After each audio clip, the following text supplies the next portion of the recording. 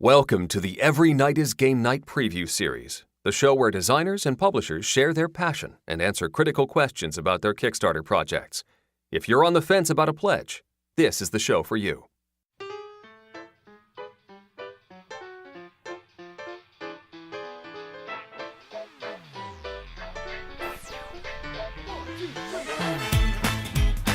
Every Night is Game Night preview series, episode 42.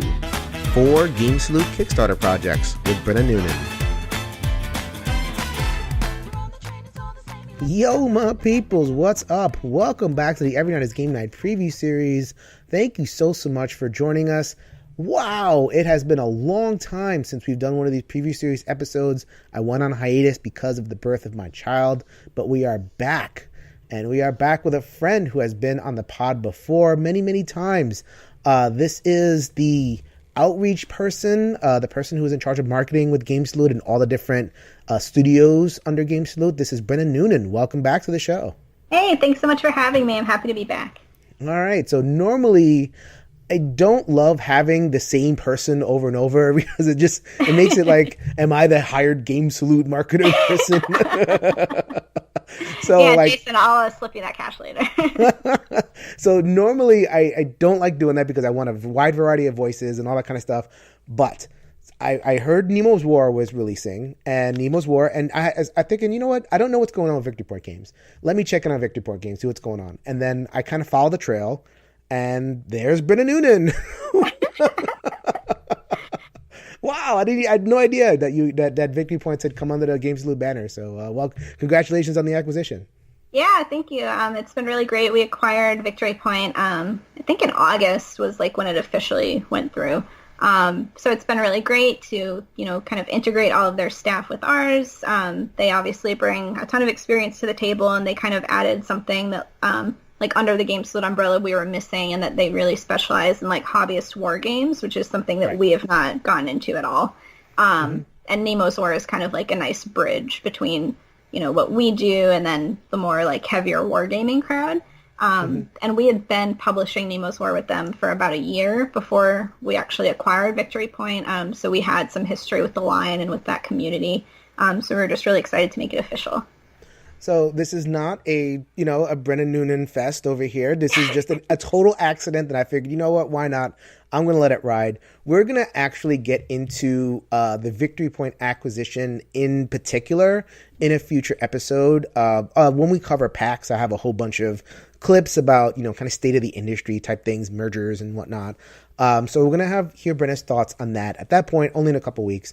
For now, you know what we're about in the preview series. We're about to sell.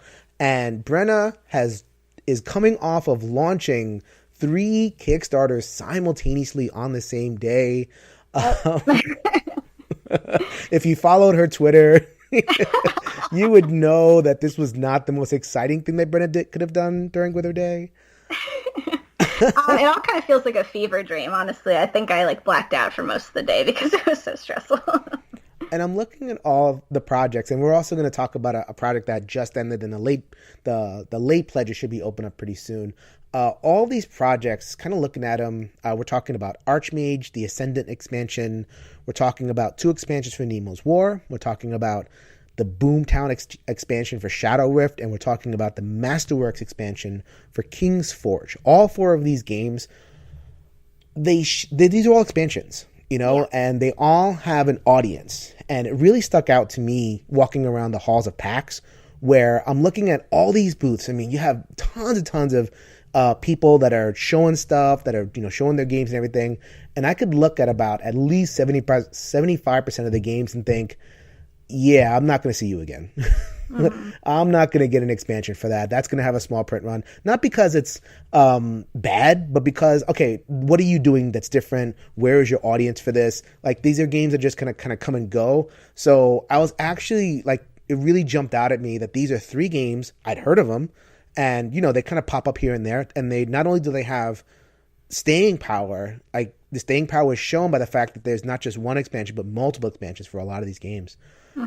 So that really kind of stood out for me. So maybe you talked about how the game's funded pretty quickly. I imagine it's because they had those built-in audiences. Yeah, definitely. Obviously, running an expansion Kickstarter is a little bit less daunting in some ways than running a Kickstarter for a whole new IP because you already have some kind of well to draw from. Like if the game has been well received enough to warrant an expansion, there's kind of that sufficient level of interest to at least get you going and hopefully get you that day one push that's really important for a Kickstarter campaign. Mm-hmm.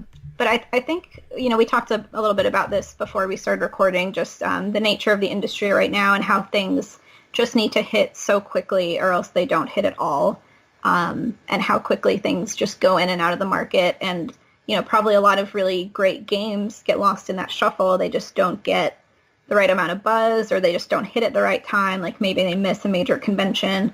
And, we just never hear about them. So I'm sure there are a lot of great games out there that get buried. But speaking from like a business perspective, yeah, it's great to have games that, you'll put on Kickstarter and they'll raise hundreds of thousands of dollars and sell thousands of units. That's obviously important for any company. But it's also important to have lines, like Shadowrift, like Kingsforge, where we can kind of count on that community to, come back every year. They want the new expansion. They're supporting the line. They're keeping it going. Like, yeah, they're not selling thousands and thousands of units a year, but like they're evergreen, we're reprinting them, they're still being sold in wholesale. So like there's that two-part like sales factor, I think. Like you have the big blockbuster titles, but then kind of underneath that, which is like your more consistent sellers, things like Shadowrift, Boomtown, or Shadowrift, Kingsforge, Alien Frontiers for us, that's another big one.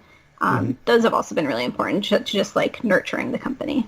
They're kind of the guts of the company. Definitely. Like there's that you might have like a flagship, or like a captain, but you need those like kind of second tier titles to make the whole thing work, to kind of generate that consistent capital so that, the lights will be on next year. Yeah. And we actually use that exact terminology. Like internally we have what we call like our A, B, and C titles. And, a C title might be something that, comes out, it doesn't hit, it probably won't get an expansion, and we just kind of phase it out. An A title might be something like Everdell, and then, you have this mid-tier B level, which is probably something like Kingsforge, for example. Okay, so the purpose of this, obviously I wasn't intending to do 4 Kickstarter at once, but why not? We're just going to roll with it. The purpose of this is like these are all niche titles. I haven't played all these, but I'm familiar with all of them on one point or another, and they're all kind of niche-y. So, maybe you're listening to this and you're a Shadowrift fan and you're looking for something else, just to kind of expose you to different games. So let's just kind of run through them. I think all of these games kind of have something different to offer. The first one we're going to cover is actually off of Kickstarter, and hopefully by the time this thing posts or shortly thereafter, there will be a pledge manager that will be open for it. We've covered this game. We like this game. It is Archmage, or Archmage. Archmage? I don't know. I say Archmage. My Australian coworker Dan says Archmage, so either one is fine. Sure, as long as you spell it right. Why not? Yep. So this is the Ascendant expansion. So the Kickstarter was successful, and the game has been pretty successful. So maybe talk a little bit about. We've covered the game before, so maybe just talk about what the expansion kind of offers. And, I think 4 new modules are available here. Yeah, so there's a lot of content in this expansion. Like you said, 4 new modules. It's adding a whole bunch of new spell cards. It's adding a new location hex on the board called a Place of Power. These are flexible locations that, you'll be trading control of them with the other players, and anytime you retain control over them, you get these passive abilities that stay with you. So we wanted to add that because since the game was out in the wild, we got some feedback from people that they didn't feel like the map exploration aspect of the game was as exciting as they wanted it to be. So we really wanted to spice up the map a little bit, and these places of power are really, really cool. They're really exciting. That was the main thing that Jamie Keegi said in his review, which I think he was the most noteworthy reviewer to kind of give it the full video and thoughts and everything. And I kind of talked about this in my review too. Like, I like the game, but the map creates the expectation that it's a different game than it is. Yeah, I think that's true. So like, okay, this is an adventure game. We get to go and search for stuff. Not really. You're gonna the map is there to be exploited, and then the and then the action occurs on your board. So it sounds like you're kind of addressing that with some of these wild tiles or some of the other things that you're putting in. Yeah, absolutely. Because I mean, that's a big part of what I do. Is obviously Jamie is like a more high profile person, but you know, I'm constantly like trawling BGG, like all the Facebook groups, Instagram, like everywhere I can find, just like trying to figure out how the game is resonating with people and trying to identify like what's working and what's not. And that was one of the things that we heard, you know, not just from Jamie, but a few people. So we pinpointed that as something that we wanted to address in the expansion. Cool. And you added full co-op, which makes me very excited as a co-op fan. Yeah, we had a 2-player co-op mode, which is really, really fun. And then we were able to unlock some additional co-op spells during the Kickstarter campaign as stretch goals. So we're really excited about that. Only 2-player co-op? Yeah. Aw. I mean, you know, you only have one warlord, so you can't all team up against True. True. Yeah, I guess that's true. And the warlord worked. I think that it was good to kind of learn the game. It looks like that you guys added, you know, a little bit of flavor to that warlock to see if, you know, it might be kind of a draw in and of itself to get that co-op going. So that was cool to see as well. Yeah, and what's cool is the co-op mode adds a set of movement cards for the warlord that you can actually use in the solo mode also. So now there's an option to use the die to control his movement, or you can use the cards. All right, so that will be available on late pledge. Hope the pledge manager will be open. We'll be dropping this around the 10th or so. So, you know, either then or, you know, a little bit afterwards. Should be able to get your hands on that. We liked Archmage. Jeremy, who's been on the show a couple times, John Belaya plays game. This is one of his games of the year. Really, really excited about this one. Tim is a really good guy, the designer. So we're really rooting for him on this one. So that is Archmage Ascendant. Or Archmage. Whatever. All right, so let's get to the live projects. We'll start with the Starling imprint. So the Starling imprint, I believe that both the Shadowrift and Kingsforge are both on your imprint there? Yeah, that's right. Great. Okay, so let's start with Shadowrift. So Shadowrift Boomtown.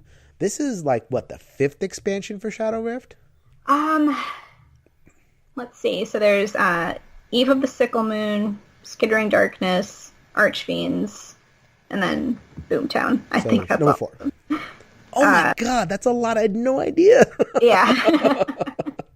I had no idea. Like 4 expansions. That's pretty good. So if people don't know Shadowrift, so like people are always asking about deck builders. Like, okay, suggest a good deck builder, you know, all this kind of stuff. And Shadowrift is rarely mentioned. It was kind of in a earlier era of deck builder. Like, you know, you have the newer ones, like, you know, Aeon's End is kind of like that big blimp that has kind of dominated everything. But Shadowrift kind of sets the pace a little bit. So maybe we could talk a little bit about, you know, what made Shadowrift unique and what Boomtown adds. Yeah, so I think, I mean, obviously one of the cool things about Shadowrift is it's not just a co-op deck builder, but it's also a real-time deck builder, like a simultaneous play. Right. You know, you're not taking turns. So it's a very, like, collaborative process. It really serves itself well to guard against, like, alpha gamers in that way because, like, one person just can't do anything because of how, like, roles end up getting divvied up in the group. So that's always something that's important for me when I'm playing co-ops because I hate being railroaded. Not an alpha personality, are you? Well, so maybe that's my problem. Maybe I'm too alpha, so then I get upset when other people are alpha. There you go. Okay. You're an alpha, but you're nice enough to know not to alpha others, so it kind of sticks out. Self-aware alpha, I think. There you go. So Boomtown adds new hero classes and then also new monster factions, which are and it's if you look at how we've presented Shadowrift in the past, it's been this kind of like dark, like more horror, like fantasy horror art style, and we're mixing that up a little bit with Boomtown. So the 2 monster factions we're adding are the Colossus and the Goblins. And the Goblins are these like giant, like mechanical robots, really. Like they're in the artwork, they look like they're steam or electrically powered. And then we're also adding the Goblins, which are like their artwork is really fun. Like they're kind of a little bit more like lighthearted and mischievous looking. Like they're riding around on packs of these like dire rabbits and stuff, and they're kind of crazy looking. So it's a really fun, like addition to the game, I think, and that it just mixes up like what's available to you a little bit, even just like mechanically, yes, but also visually. Makes it more of an adventure as opposed to kind of this gothic horror, suffocating, I'm getting assaulted by everything. It's more of a kind of a romp, which honestly with the real-time feel I think fits. Yeah, and it's gonna really force players to, come up with some new ways of dealing with these monsters because the title is Boomtown, so these are like explosive, like hard-hitting monsters. Like they're going to deal a lot of damage to you quickly, and like the players are going to need to find a way to deal with that. Yeah, and the other thing that makes Shadowrift distinct, because obviously that's the big question, is like there's so many cooperative deck builders, what makes it distinct? There's a separate town that you're defending, and that town is represented by a deck, and you can actually influence that deck. So like you can actually, as opposed to kind of this kind of laser focus on what you're doing and your character, you have to really manage, other things too. Like ENGN has a town, but it just sits there. It's just a dial. Here you can actually, put cards in it and, make it this, the quote-unquote impregnable fortress. That's like a win condition is like, how much can you fortify this town, which means kind of improving the deck. Yeah, so, exactly. So that's something else to keep in mind of as well. Like, because it's not just mechanics, it's kind of the headspace that the game puts you in. And Shadowrift kind of has a unique way of putting you in that I'm defending a town. I have to pay attention to multiple things while I'm playing all these cards. So I thought that was really cool too. Yeah, thank you. I think that is definitely one of the things that sets Shadowrift apart. I don't know if you're familiar with Cardboard Clash. David Wiley runs that outlet. I'm not. He just wrote just came out today, just wrote a really nice review of Shadowrift for us. And he actually compares it to Eon's End. And, he argues, because like that argument comes up with Shadowrift a lot. Like, well, I have Eon's End. Do I really need Shadowrift? And he makes the argument for, how it's set apart. So if anybody's listening and is wondering how Shadowrift would fit into your collection, I highly recommend reading that. No, absolutely. Then we'll give me that link. We'll put that in the show notes. All right. So the next one that you guys have is King's Forge. King's Forge is kind of this family-ish weight, kind of lighter 2 to 4 player game of, rolling dice, very, kind of on the strategic end of things. Yeah. You are, making weapons, and the different dice represent these kind of materials that you use to make the weapon. So like, you'll roll certain dice, and if you roll certain numbers, you're able to kind of draft, a sword or an axe or whatever it is, and you make it. But a little bit of a difficulty, especially if you didn't have the couple of expansions that came out before then, is sometimes you might get kind of frozen out of, making a weapon. So like you roll and it's like, oh, womp womp. Yeah, so, obviously King's Forge has several expansions now as well, and Masterworks is actually the last expansion for King's Forge, which is bittersweet, because I know, because it's been, such a wonderful, consistent line for us, and the King's Forge community has been so great, to kind of get to visit with them every year with the new Kickstarter campaign, so I'll definitely miss that aspect of it, but, we're really grateful to them that they've, allowed us to keep nurturing the line and supported it for so long. Even though it's the last expansion, that doesn't mean we won't keep printing it, and hopefully it will be available for a long time.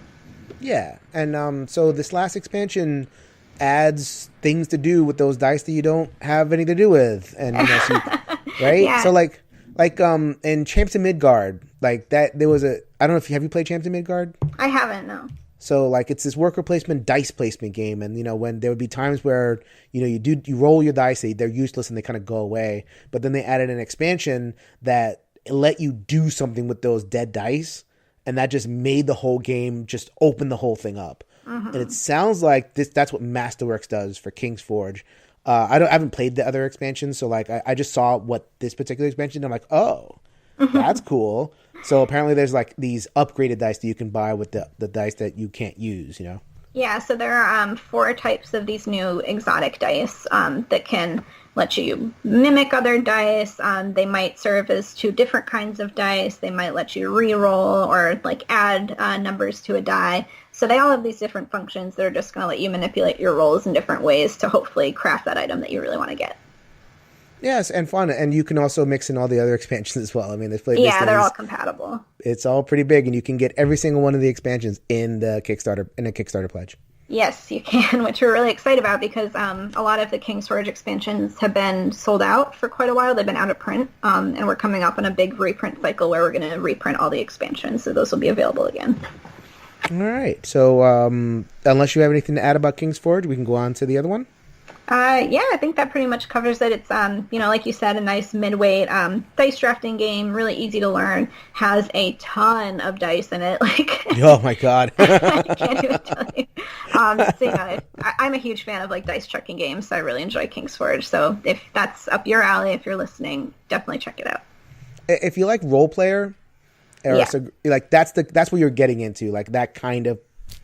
That's what you're getting into, that kind of weight, that kind of, involvement turn by turn and just like piles and piles of dice. So this was obviously this was a little bit of an older title and role player is kind of this behemoth at this point. But if you're looking for something that kind of scratches that kind of itch, with a little bit of a different spin, then I think this one's worth a look. Yeah, thank you. So the last one, this is well known to solo players. Yes. Our audience, we just did top 100 solo games with on the One Player Guild. There's this big, massive People's Choice. I don't know if you're aware of that list. Yes. This big, massive People's Choice thing. So I ended up kind of going under the hood at the request of some listeners and doing like some stat analysis, like what is the average weight, what's the average playtime, and what's the theme of it. It turns out that if you were to take a solo game and put it in a lab and like create one out of a lab, in terms of theme, in terms of weight, in terms of playtime, in terms of component, in terms of everything, you would spit out Nemo's War. I think that's a compliment. It is absolutely a compliment. Like that's what you are. Like, if people are wondering, like, how do I make a title that's successful in that market? Like, that's what we're looking for. Like, it's completely and utterly like. You know how like they talk about beauty isn't the most striking thing. Beauty is like, perfect symmetry and, the most kind of quote unquote standard things. Like that's actually, we end up thinking that's the most beautiful. Like that's what Nemo's War is. Like Nemo's War is kind of like that most quote unquote standard, but because it's so central, it's just beautiful. Yeah. And I mean, I have to give, obviously all the credit to the Victory Point Games studio, because that's really like their wheelhouse. Alan Emmerich, the studio head at Victory Point, is a huge component of solitaire games, and he's really brilliant at bringing them to life. And he and Chris Taylor, the designer, just did such a great job with Nemo's War, and I think the new second edition is just really wonderful, and we're excited to keep expanding it. And so there was a first expansion, the Nautilus expansion, and now you can get these aren't huge expansions, I don't think. No, they're 2 expansion packs. Okay, so maybe tell us a little bit about the Bold and Caring pack and the Dramatis Personae pack. Yeah, so Bold and Caring adds a new motive for Nemo, Captain Nemo, which is called Humanist. And then it also adds more upgrade cards that are in keeping with that motive. So basically, for people who aren't familiar with the game, for every game you select a motive, which kind of guides how Nemo is going to go through the game and the decisions you're going to make and like the stats that are available to you. So this just gives you like another way of playing Nemo, really. That's like you have science and war and all these different options. Now we have Humanist, which is more towards doing like goodwill and things like that. And then in the second expansion, the second expansion of the campaign, it's technically number 3, Dramatis Personae. So that gives you new adventure cards and also a new finale card, which is, a new way to kind of get into the final end stage of the game. So these are all just ways to give players even more options, just increase the replayability, give them new things to discover. It's not anything that's going to drastically alter the game because kind of like you were saying, we feel like the core of the game is so like wonderful the way that it is. And people get frustrated because it is dice driven and it has that kind of output randomness going for it, where there's some games where you can kind of like at King's Forge where there's so many dice and there's so much mitigation, it's almost like you're kind of riding the waves. Here you're kind of at the mercy of the dice. So people they kind of go away from it. That like these expansions aren't going to fix that. Like this game is this game. I mean, and if you know Victory Points, they love their dice. And we'll get into what is up with Victory Point games when we do that segment. But they're very dedicated to it. It tells a story. It adds attention.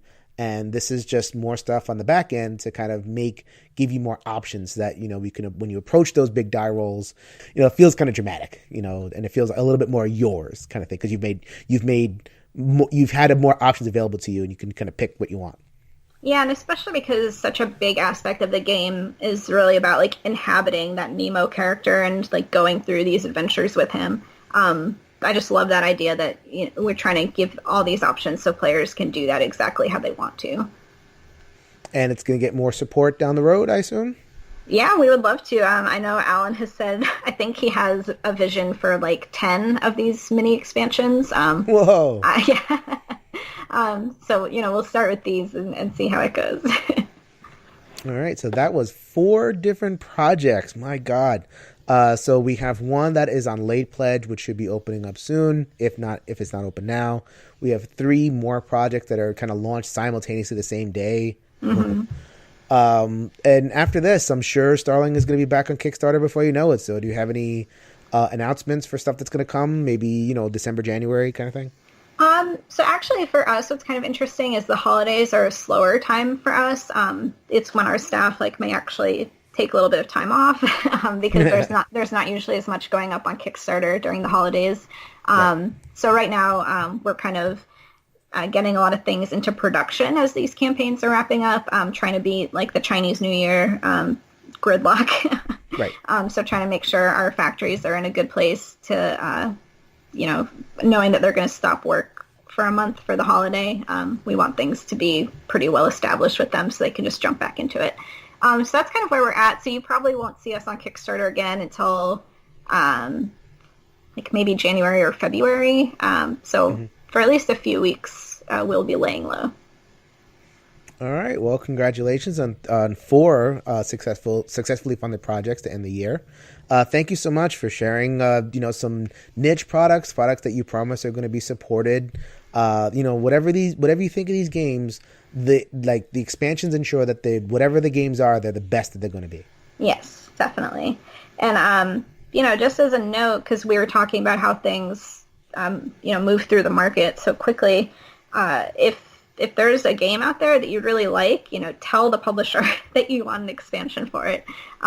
Because it's honestly, we take all that into account, and it goes a long way in helping these games get more support. And it's so hard to cut through all the noise nowadays that literally every voice helps. Awesome. Thank you so much, Brenna. Yeah, thank you. All right, so that was another episode of the preview series. Once again, thank you so much for joining us.